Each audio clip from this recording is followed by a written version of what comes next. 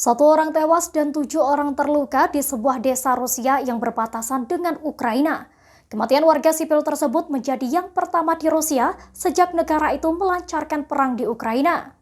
Gubernur Vyacheslav Gladkov dari Provinsi Belgorod, Rusia mengatakan pada Kamis 12 Mei 2022 bahwa telah terjadi serangan oleh pasukan Ukraina di desa Solochi. Desa itu diserang dari sisi Ukraina pada Rabu 11 Mei 2022 malam dan penduduk kemudian dievakuasi ke tempat yang aman. Dengan populasi 638, Solochi terletak 20 km utara wilayah Ukraina Kharkiv. Dikutip dari Al Jazeera, Gladkov mengatakan bahwa ada 7 orang terluka dan 1 orang meninggal dalam kejadian tersebut. Jika dikonfirmasi, itu akan menandai kematian pertama di Rusia di bawah tembakan Ukraina sejak dimulainya perang. Pihak berwenang Rusia di daerah yang berbatasan dengan Ukraina menuduh Kiev melakukan serangkaian serangan, termasuk serangan helikopter di depot bahan bakar. Ukraina yang telah berjuang melawan invasi Rusia sejak 24 Februari belum mengaku bertanggung jawab atas serangan itu.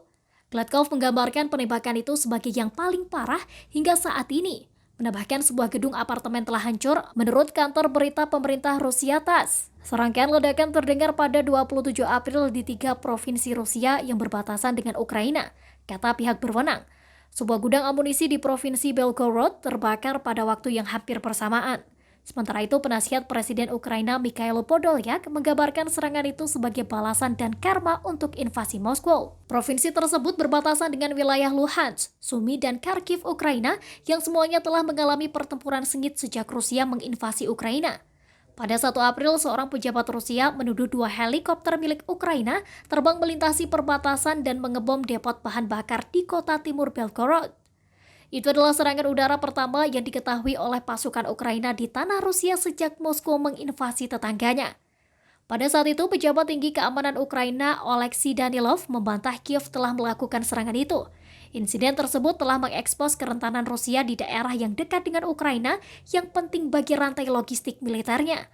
Rusia mengirim puluhan ribu tentara ke Ukraina pada 24 Februari dalam operasi militer khusus untuk menurunkan kemampuan militernya dan membasmi apa yang disebutnya nasionalis berbahaya.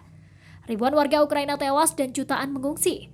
Pasukan Ukraina pun telah melakukan perlawanan keras dan Barat telah memberlakukan sanksi besar-besaran terhadap Rusia dalam upaya untuk memaksanya menarik pasukannya.